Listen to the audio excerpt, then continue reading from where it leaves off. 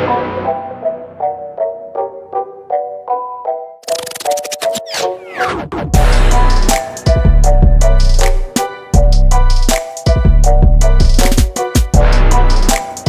hello, my dear students.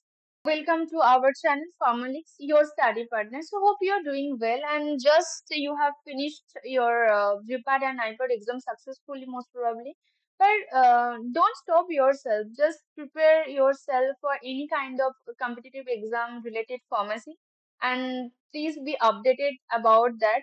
Keep learning. And I'm Shainika Goswami. Today, I'll focus on some questions which frequently asked in the GPAT and IPAT and other pharmacy related competitive exam. And let's start today's session. And उसके पहले session शुरू करने के पहले मैं ये बताऊंगी subscribe our channel to get more information about pharmacy career and gain your knowledge and prepare yourself with us. So let's start and just move to our first question. Our first question is the storage temperature for soft gelatin capsule shell is. It is the most asked and most important question in GPAT and NIPER examination view बहुत ज्यादा frequently ये question पूछा जाता है। तो यहाँ पे जो भी ऑप्शन यहाँ पे दिखा रहा है ना, option A 18 to 20 degree centigrade temperature, option B 15 to 18 degree centigrade temperature, option C 21 to 24 degree centigrade temperature and option D 25 to 27 degree centigrade temperature. I know you are all marked the correct answer, which is option C 21 to 24 degree centigrade temperature. So it's a very basic question and it's a very basic theory about that. The recommended storage temperature for soft gelatin capsules shell is generally between 15 to 25 degrees centigrade temperature, mainly in the room temperature. इससे ज्यादा नहीं होना चाहिए, इससे कम नहीं होना चाहिए क्योंकि फ्रीज हो सकता है अगर इससे ज्यादा होगा।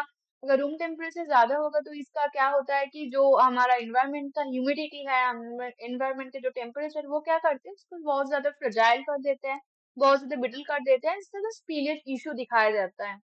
अगर स्पीलियज इशू दिखाएगा तो इसका अंदर जो भी मेडिकामेंट होगा वो स्पिल हो जाएगा। And the second question Opalux is the second question, अगर हम इसको थोड़ा एनालिसिस करें तो ओपालक्स इस वर्ड को ना, तो यहाँ पे हम देख सकते हैं lux. Lux means I as we can say luxury. जो भी बहुत सुंदर होता है, बहुत ज्यादा स्मूथ होता है, बहुत ज्यादा कलरफुल होता है ना, वो बहुत ज्यादा अट्रैक्ट करते हैं, वो बहुत ज्यादा एक्सेप्टेबल होता है। तो ये इशू को रिजॉल्व करने के लिए हम क्या करते हैं कि रिजॉल्व करने के लिए थोड़ा ये ओपालक्स से कलर कोटिंग कलर कोटिंग करते हैं कि ताकि वो बहुत ज्यादा कंफर्टेबल रहे। तो यहाँ पे जो ऑप्शंस है, opaque colour concentrate for film coating, complete film coating concentrate, opaque colour concentrate for sugar coating and none. तो यहाँ पे अगर थोड़ा मीठा कोट हो जाए तो वो और भी ज्यादा एक्सेप्टेबल होगा आंसर। तो opaque colour concentrate for sugar coating.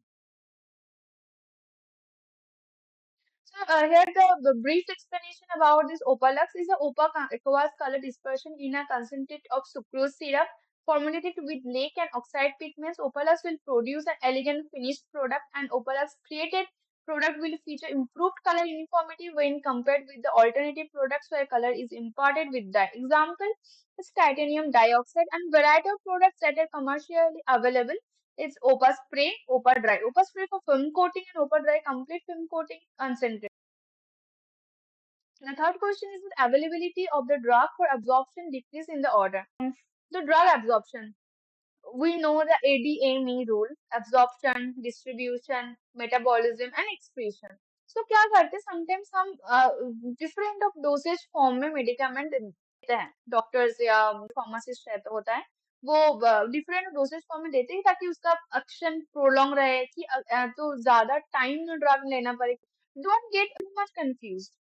जब भी एब्जॉर्प्शन की बात आती है, जब भी प्रोलॉन्ग्ड एक्शन अगर होगा, सबसे ज्यादा प्रोलॉन्ग एक्शन वही दिखाएगा जो एंटरिक कोटेड टैबलेट होता है। इसका जो टैबलेट कोटिंग होता है ना, मेनली यूड्राजिड एस, ये एक केमिकल है, उसके हिसाब से वो यूड्राजिड एस से इसका कोटिंग होता है। ये क्या करता है ना, ये बहुत ज्यादा प्रोलॉन्ग्ड एक्शन दिखाता है। तो अगर एब्जॉर्प्शन स्लो, सबसे स्लोएस्ट हो गया एंटरिक कोटेड टैबलेट्स। तो here I can eliminate the option B, capsules. Capsules का सबसे ज्यादा होता है एब्जॉर्प्शन रेट। तो यहाँ पे तो कैप्सूल सबसे कम दिखा रहा है, तो कैप्सूल्स नहीं हो पाएगा ऑप्शन बी में, तो option B we can eliminate. And after that we can see कि capsules, compress tablet, tablets and enteric coated tablets. सबसे ज्यादा एब्जॉर्प्शन रेट एंड एब्जॉर्प्शन सबसे ज्यादा होती है यहाँ पे, बहुत ज्यादा बायोडिग्रेडेबल होता है, एंड हमारे जो इंटरनल सिस्टम होते हैं वहाँ पे बहुत जल्दी वो डिग्रेड हो जाते हैं। उसके अंदर में जो भी मेडिकेमेंट्स रहते हैं वो ज्यादा अनकोटेड हो जाते हैं, उससे थेरेप्यूटिक एक्टिविटी दिखाना शुरू करते हैं। तो इसका तुरंत एक्शन होता है कैप्सूल्स का। एंड उसके बाद होता है टैबलेट्स का, जहाँ पे टैबलेट्स थोड़ा क्या कहते हैं ना, एक्सिपिएंट्स एंड मेडिकेमेंट के साथ बाइंडेड रहता है, तो इसका एब्जॉर्प्शन रेट कैप्सूल से थोड़ा कम होता है। उसके बाद होता है कंप्रेस टैबलेट, जहाँ पे क्या कहते हैं डायलुएंस है, बाइंडिंग एजेंट है, एंड बाकी जो मेडिकेमेंट्स है उसके साथ जो बाइंडिंग होता है उसमें फोर्स ज्यादा देते हैं, ताकि वो बहुत ज्यादा अच्छे से बाइंडेड रहे, एंड बहुत जल्दी उसका एब्जॉर्प्शन ना होए, एंड वो धीरे धीरे थोड़ा मतलब टैबलेट से थोड़ा धीरे इसका एब्जॉर्प्शन होए, एंड इसका प्रोलॉन्ग एक्शन दिखे टैबलेट से ज्यादा। तो next move to the next question. The next question is the ratio of the dry glycerin and dry gelatin for hard gelatin capsule. Option A 0.4 is to 1, option B 0.8 is to 1, and option C 0.6 is to 1, and option D 1 is to 0.8. Hard gelatin capsule का जो भी ratio होता है वो तो option A होगा, 0.4 is to 1 होगा। यहाँ पे भी मैंने दिखाई, यहाँ पे जो hardness, type of hardness, hard, medium and soft होता है। तो हार्ड में जो भी रेशियो होता है dry glycerin and dry gelatin 0.4:1 होता है, मीडियम में 0.6:1 होता है, एंड सॉफ्ट में 0.8:1 होता है। And the ratio of the dry gelatin और to dry gelatin for hard gelatin capsules is specially chosen to ensure optimal performance of the capsule. The correct ratio of the hard gelatin capsule 0.4:1, and this ratio has several important applications like plasticization. Glycerin acts as plasticizer in the gelatin capsule cell, making it more flexible and less brittle. And mechanical strength is chosen. Ratio provides a balance that maintains a mechanical strength of the capsules and ensuring that they withstand handling and transportation without breaking. And dissolution rate. The presence of glycerin affects the dissolution rate of the capsule. A 0.4:1 ratio ensures that the capsules dissolve at an appropriate rate and the digestive system, and the moisture content. Glycerin helps control to moisture content to the gelatin capsule, and the ratio ensures that the capsules do not become too dry and or too moist. So let's move on the next question. It's a very important topic, in the pharmacy related any kind of exam. The Maillard reaction in tablet formulation occurs due to which of the following reason? Option A, lactose reacts with amino groups of drug in presence of metal stearate. Option B, lactose reacts with the amino group the drug in absence of metal stearate. And option C, MCC जो कि है microcrystalline cellulose reacts with basic group of the drug protein. And option D, cross cramulose reacts with the acidic group of the drug. So यहाँ पे we can eliminate, and I hope that तो Maillard reaction के बाद जब भी आते हैं हमारे माइंड में ये आता है लैक्टोज तो है एंड उसके साथ होगा नाइट्रोजन या अमीनो ग्रुप हो सकता है, ठीक है। तो यहाँ पे क्रॉस ग्रानुलोज बोलो और माइक्रोक्रिस्टलाइन सेलुलोज बोलो, ये दोनों इनार्ट मटेरियल होता है, ये बाइंडिंग एजेंट हिसाब यूज होता है। तो ये जो भी है जो अगर इनार्ट होगा तो किसके साथ रिएक्शन करेगा, तो we can eliminate two option, option C microcrystalline cellulose वाला एंड क्रॉस कैमडोज वाला। अब हमको ये चूज करना है कि ऑप्शन ए होगा कि ऑप्शन बी होगा। तो ऑप्शन ए में क्या ऑप्शन है और ऑप्शन बी में क्या डिफरेंस है, कि प्रेजेंस ऑफ मेटल स्टेरेट होगा या कि एब्सेंस ऑफ मेटल स्टेरेट होगा। सो ये हमको याद रखना पड़ेगा कि लैक्टोज के साथ तो अमीनो ग्रुप का रिएक्शन होता है मिलार्ड रिएक्शन, पर presence of metal stearate. So the option A is correct as you see. The Maillard reaction tablet formulation can occur when lactose are reducing sugar. तो we all know कि lactose is the reducing sugar। जहां reducing sugar किसको कहते हैं, जो भी sugar में ketone and aldehyde ये दो ग्रुप फ्री रहेगा, अगर फ्री रहेगा तभी ना रिएक्शन करेगा। अगर ये डाइसैकेराइड होता ताकि सुक्रोज होता, सेलुलोज होता। सेलुलोज क्यों, क्योंकि सेलुलोज अब पॉलीमरिक चेन है, यहाँ पे कोई भी कीटोन एंड एल्डिहाइड ग्रुप यहाँ पे नहीं फ्री होता है। ग्लाइकोसाइडिक लिंकेज के द्वारा एक मॉलिक्यूल दूसरे मॉलिक्यूल के साथ जुड़े रहता है। अगर फ्री नहीं रहेगा कोई साइड तो ये रिएक्शन नहीं कर पाएगा। तो इसके साथ अगर कोई भी ड्रग का स्ट्रक्चर में एमिनो ग्रुप रहेगा, फ्री एमिनो ग्रुप, तो यहाँ पे क्या होगा, ये C double bond OH and C double bond O ये रिएक्ट करेगा। सो रिएक्ट करने के बाद इसका जो भी मॉलिक्यूलर स्ट्रक्चर होगा वो ज्यादा अलग हो जाएगा एंड ब्राउन कलर की कंपाउंड दिखाएगा, एंड इसका जो भी थेराप्यूटिक एक्टिविटी है वो कम हो जाएगा। वो रिवर्स एक्शन दिखाएगा, उसका एडवर्स इफेक्ट दिखाएगा। पर यहाँ पे हमारे दिमाग में एक क्वेश्चन आ सकता है कि यहाँ पे मेटल स्टेरेट का क्या काम है? रिएक्शन तो हो रहा है स्टीयरिक सॉरी लैक्टोज के साथ एमिनो ग्रुप का, तो यूज मेटालिक स्टीयरेट लाइक जो भी है calcium stearate and magnesium stearate, ये क्या करती है? इसे एज अ कैटलिस्ट काम करते हैं। ये जो रिएक्शन है ना लैक्टोज के साथ ये एमिनो ग्रुप का, ये रिएक्शन रेट बढ़ा देता है। What is Eudragit S is chemically? Option A methacrylic acid copolymer, option B poly ethyl acetate methacrylate acid 2:1, option C polymethacrylic acid methyl methacrylate 1:1, polymethacrylic acid and methyl methacrylate 1:2. So the option correct is the polymethacrylic acid co-methyl methacrylate 1:2 is a valuable polymer in pharmaceutical formulation due to its pH-dependent solubility and which allows for effective enteric coating and controlled release of medication. And the next question, which of the following cause sticking problem? Option A lactose, option B PVP, option C stearic acid and option D cellulose. Stearic acid is the main culprit for the sticking problem. So stearic acid, when you use lubricant, form a thin layer on the surface of the punch faces and die walls and reducing friction between the tablet material and the metal surface, as I said earlier. However, excessive amounts of stearic acid or improper mixing of blending can lead to inadequate lubrication or uneven distribution of the lubricant, which can cause sticking problems.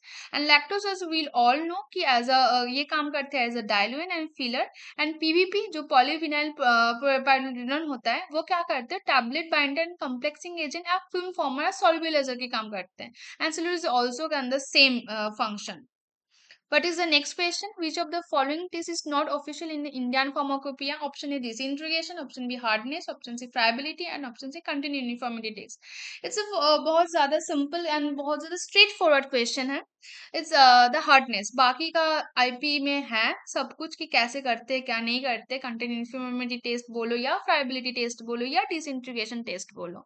Hardness, पर hardness का test बहुत important है. ये नहीं दिया है IP में.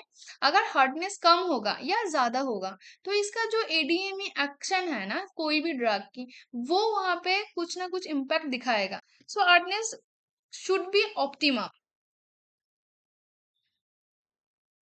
So next question is, as per IP, the percentage of the sucrose in simple syrup is option A 56% W by W, option B 66.7% W by V, option C 66% W by W and option D 85% W by W.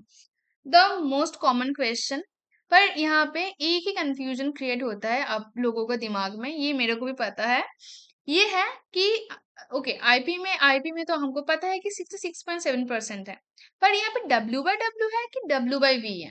जब भी आप IP देखोगे and उसके साथ the percentage of sucrose देखोगे तो वहां पे वेट बाय वेट होगा एंड 66.7% होगा. एंड अगर यूएसपी के हिसाब से चलोगे तो यहाँ पे क्या हो जाएगा? वेट बाय वॉल्यूम होगा एंड 85% होगा.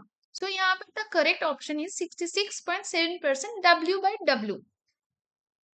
Here the correct option, the option C. So simple syrup is a thick and viscous solution of sucrose in purified water in which the high concentration of sucrose is used according to IP. The next question, the most straightforward question. The beta cyclodextrin consists of dash glucopyranose unit. We all know the option C is the correct answer. 7. So next, the question, which of the following has the highest solubility?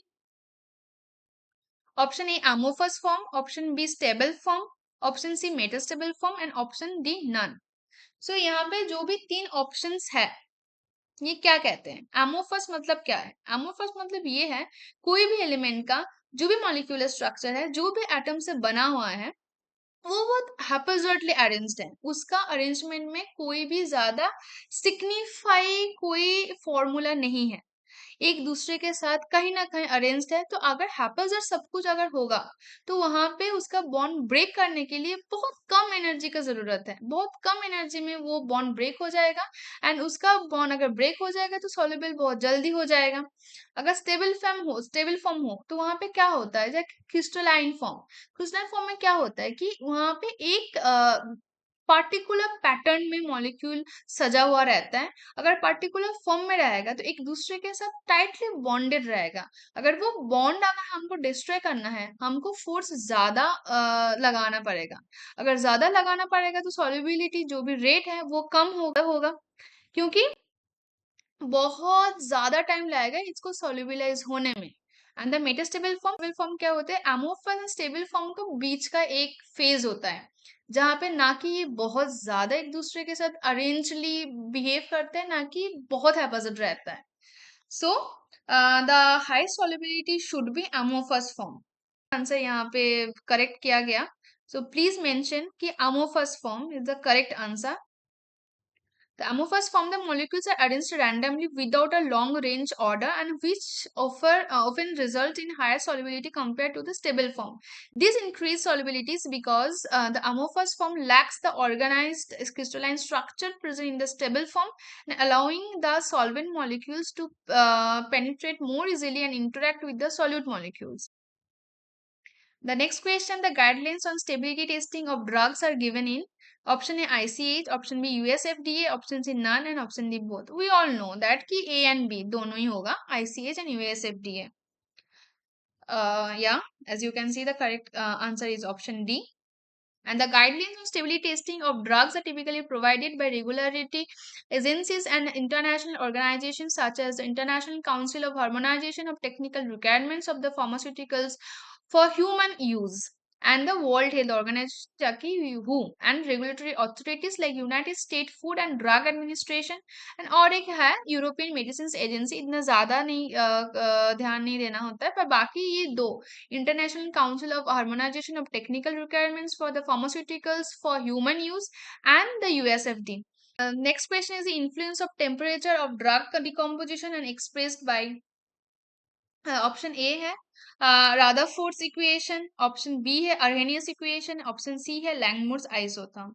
तो ये तो clear है कि temperature के जब भी कोई आएगा, टेम्परेचर अर्हेनियस इक्वेशन जो भी है describes the relation between the rate of reaction and temperature for many physical and chemical reaction. तो रादरफोर्ड इक्वेशन क्या होता है, ये fundamental equation of nuclear physics and describe the scattering of charged particles such as alpha particles by a nucleus, and Langmuir's isotherm is a model of describe the absorption of the gas molecules onto the solid surface.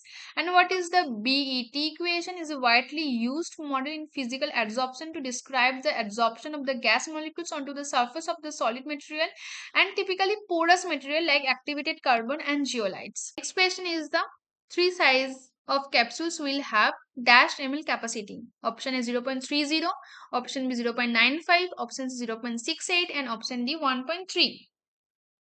So the correct option is option A 0.30.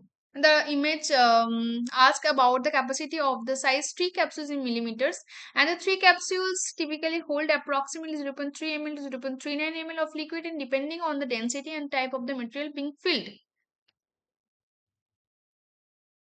The next question, which test microorganism is used for the moist sterilization technique? Option A Bacillus pumilus, option B Bacillus stereothermophilus, option C Bacillus subtilis, and option D Pseudomonas demonita. यहाँ पे मैं एक trick आपको बता सकती हूँ। यहाँ पे हीट बोला, हीट मतलब है thermo, so option B most probably correct answer. So you have to choose कि एक कहीं पे अगर क्लू रहेगा ना, प्लीज एक्सेप्ट दैट, एंड वो रहे कि वो की एज अ की अब मेंटेन करते हैं। करेक्ट ऑप्शन ऑब्वियसली है Bacillus stearothermophilus, and we have to know कि बाकी जो भी Bacillus pumilus, Bacillus subtilis and Pseudomonas diminuta कौन सी टेस्ट के लिए ये माइक्रो ऑर्गेनिज्म यूज किया जाता है। ऑप्शन ए बैसिलस प्यूमिलिस, ये क्या करते हैं, ये to monitor the gamma electron beam and X radiation sterilization process में यूज होता है। एंड बैसिलस सबटिलिस यूज होता है. Subtilis is used an indicator organism during the gas sterilization procedures and to ensure the sterilization cycle has been successfully completed. Bacillus subtilis सबसे strong bacteria होता है, उसका endospore रहता है.